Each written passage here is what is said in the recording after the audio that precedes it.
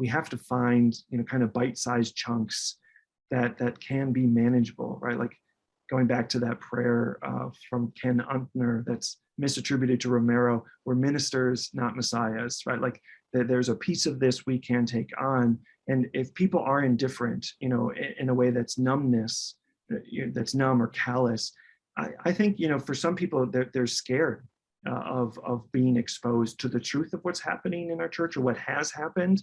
They don't know how they're going to be able to handle the pain. And so to be able to share in first person narrative, this is what it's been like for me.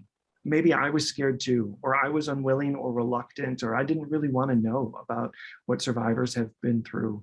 But it's been really important for me to confront the truth for what it is, right? We can't be ostriches who put our heads in the sand and pretend this problem isn't not just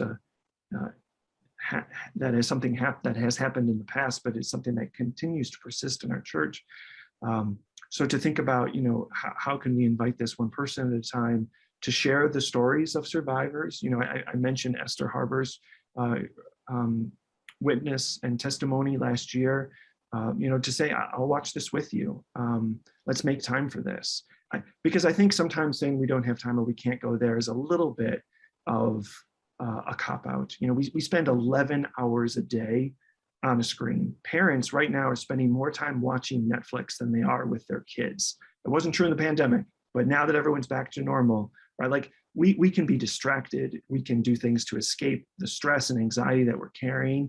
I think there is an invitation here if we're going to take seriously this responsibility to properly form our consciences, to be sensitive to injustice, that we do have to make time, without risking compassion fatigue or being overwhelmed or risking despair, but to make time to say, these are wounds that are affecting people that I am connected to, no matter how close or how far away.